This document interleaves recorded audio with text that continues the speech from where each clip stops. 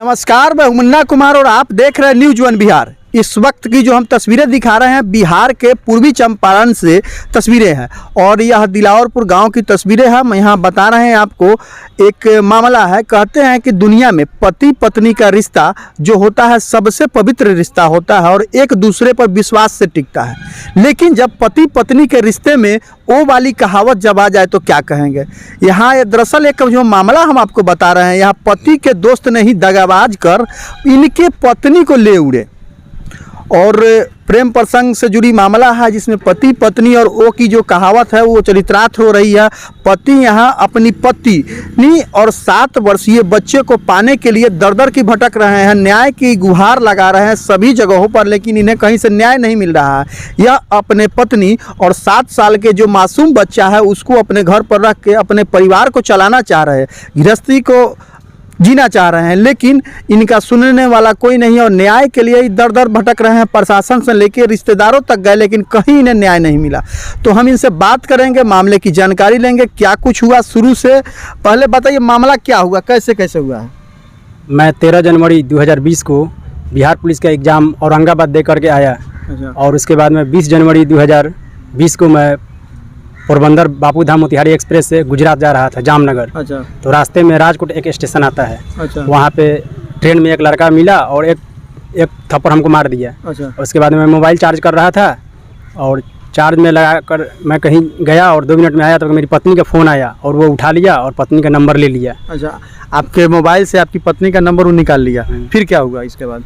फिर उसके बाद में वो विक्रम कुमार नाम का लड़का था। अच्छा। वो मेरी पत्नी को बार बार फ़ोन करने लगा। ठीक है। अच्छा। वो नंबर उसका नाम इसलिए पता चल गया क्योंकि वो ट्रू कॉलर ऐप्स मेरा चालू था, मेरी पत्नी का भी और मेरा भी। अच्छा। हाँ, वो फ़ोन कर परेशान करने लगा मेरी पत्नी को और भड़काने लगा। मेरी पत्नी बोली कि एक नंबर से कॉल आ रहा है। तो मैं उससे पूछा तो वो बोला कि हाँ मैं फ़ोन कर रहा हूँ।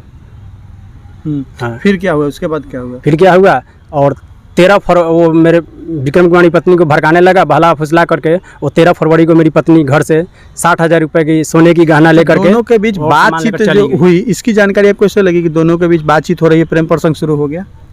मेरे को शक होने लगा। मेरी पत्नी भी बोली और विक्रम कुमार हमेशा 22 दिन मैं उसके रूम में था ना। अच्छा। तो वो हमेशा फ़ोन पे ही बिजी रहता था। अच्छा। हाँ।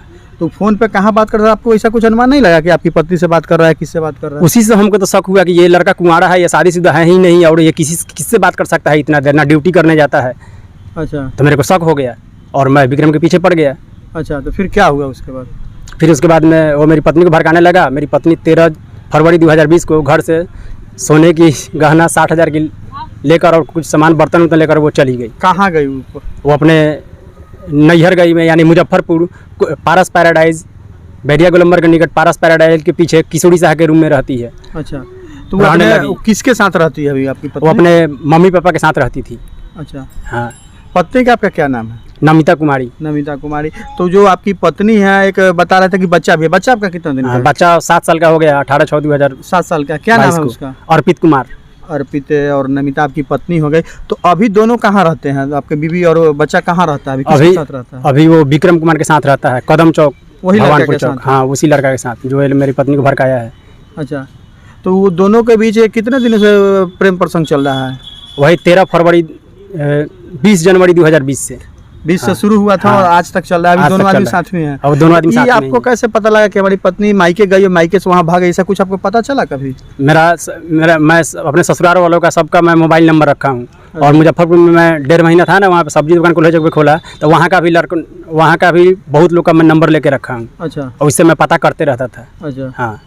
तो उसके बाद आप क्या किए जब आपको पता चला कि आपकी पत्नी है आपको छोड़कर अपने बच्चे को लेकर उस युवक के साथ रह रही है, तो आप क्या किए इसके बाद? इसके बाद हम कि शिकायत वगैरह भी कहीं? हाँ, हम गए थे केसरिया थाना में, गए थे आवेदन देने। तो विनय कुमार सिंह सब इंस्पेक्टर थे, वो मेरा आवेदन स्वीकार नहीं किया।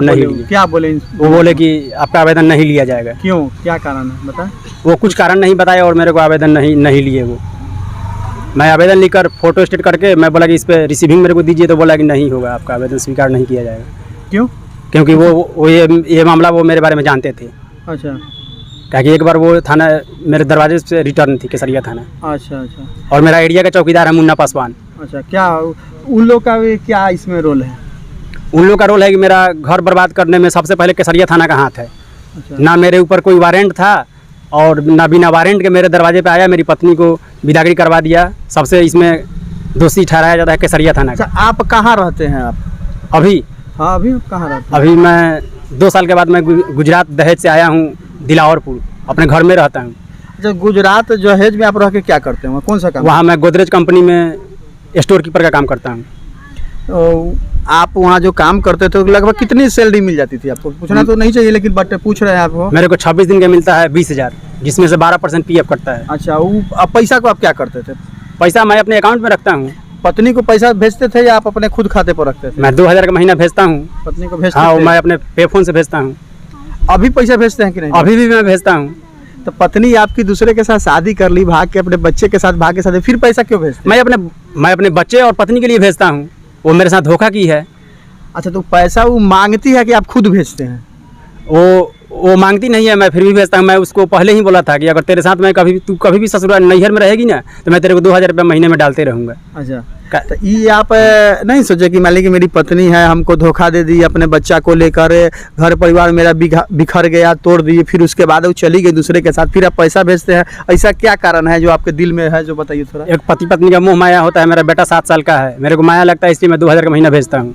देख रहे हैं कि किस तरह एक पिता का दर्द होता है जो अपनी पत्नी इनको छोड़कर किसी और के साथ रह रही है, फिर भी अपने पुत्र के माया को लेकर का है, पत्नी की माया को लेकर का है, या 2,000 रुपया प्रति महीना पे फोन के माध्यम से आज भी भेजते हैं। और आज भी इन्हें मोह माया है कि आज भी इनकी पत्नी और बच्चा घर आ जाए ताकि इनका घर बस जाए।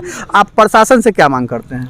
प्रशासन तो हमें मदद नहीं करेगी, ये मीडिया वाले ही मदद कर सकते हैं। तो जो दर्शक आपको इस न्यूज के माध्यम से देख रहे हैं, हमारे चैनल के माध्यम से जो देख रहे हैं, उन लोगों से आप क्या मांग करना चाहते हैं?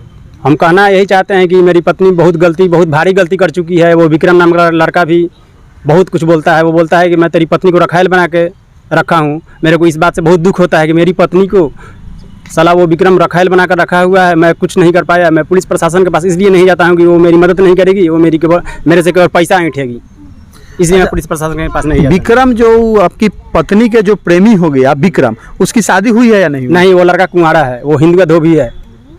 अच्छा, कहाँ घर है उसका? उसका कदम चौक के पास घर है। कदम चौक के पास है। तो उसके साथ आप जो पत्नी आपकी रह रही है, तो आप बता रहे थे कि फोटो वगैरह भी जन्मदिन का आया था, वो कैसे आया था, किस माध्यम से? वहाँ पे एक मेरी पत्नी नमिता कुमारी का एक दोस्त, एक सहेली है, इसका नाम है गीता देवी। अच्छा, वो राजपूत जाति से है और वो उसके पास एक लड़का और एक लड़की है। अच्छा। और वो मेरे को मोबाइल में व्हाट्सएप पे भेजी उनके माध्यम से। अच्छा, एक बता रहे थे कि आपके मोबाइल फ़ोन पर बता रहे थे कि आपकी पत्नी का और उस युवक का जो आपके पत्नी की प्रेमी है उसका भी तस्वीर आप दिखा रहे थे। तो वो तस्वीर आपको कहाँ से है आपके मोबाइल पर? वो वही गीता देवी भेजी, मुजफ्फरपुर कदम चौक पर से। वही भेजी? हाँ, वही भेजी। उसमें अच्छा कोई आपत्तिजनक भी फोटो कभी भेजी थी या इसी तरह सिंपल फोटो आता है उसमें? और उसमें सिंपल फोटो, साथ में वाला फोटो आता है नमिता और विक्रम का। ये देखने के बाद आपको अंदर से क्या फील होता है? मेरे को बहुत बुरा फील होता है। मन करता है कि मैं आत्महत्या कर लूँ, मगर मैं आत्महत्या नहीं कर सकता। काहे कि मेरे आत्महत्या करने के बाद ये संपत्ति जो है ना, वो नमिता कुमारी रख लेगी, वो बेच बाच के यहाँ से चली जाएगी, इसलिए मैं आत्महत्या भी नहीं कर सकता। मैं एक बार कोशिश भी किया था मगर मैंने किया नहीं। नहीं, आत्महत्या तो करना कायरों का काम है। आप अपने कानून के माध्यम से, प्रशासन है, कानून है, बहुत सारे सिस्टम है, आप उस माध्यम से लोगों से इसकी जानकारी ले सकते हैं और वहाँ आप मदद भी मांग सकते हैं। आत्महत्या करना तो कायरों का काम है, लेकिन मैं एक शायर हूँ, ठीक है, मैं पढ़ा लिखा आदमी हूँ। मैं शायर भी हैं आप? हाँ, शायर भी। एक आध को सुनाइए तो थोड़ा शायर। शायर क्या अपने सुनिएगा? बेवफाई के लेकर ही सुना दीजिए, पत्नी पे ही सुना दीजिए। क्या सुनिएगा?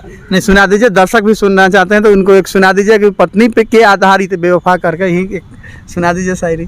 हमें अपनों ने लूटा, गैरों में कहाँ दम था, मेरी किस्ती थी डूबी वहाँ जहाँ पानी ही कम था। जी बहुत अच्छा। और एक और भी सुनाइएगा। मैं बहुत शायर जानता हूँ, मैं कितना शायर आपको सुनाऊँ। तो आप क्या मांग करना चाहते हैं? एक बार और थोड़ा मांग बताइए, आपकी क्या मांग है? अगर मान लीजिए आपकी पत्नी है और बच्चा अगर आज आपके साथ रहने को तैयार हो जाए तो आप क्या करेंगे? मैं रख लूँगा। और मेरा कहना है यही कि विक्रम कुमार के परिवार वालों को कह रहा हूँ कि उसके गार्जियन, उसका बाप मातारी उसको अपने घर पे रखे, वरना मैं कुछ भी करने के लिए तैयार हूँ। मेरी पत्नी को छोड़ दे वो मेरा। और विक्रम कुमार कुंवारा लड़का है, उसका शादी का ही साला वो मेरे साथ बहुत गद्दारी किया है। मेरी ही पत्नी पे नज़र क्यों डाला? बहुत बिहारियों की पत्नी थी यहाँ पे, उसके पास जाना चाहिए था ना, चाहे कुंवारे लड़की से शादी करता वो।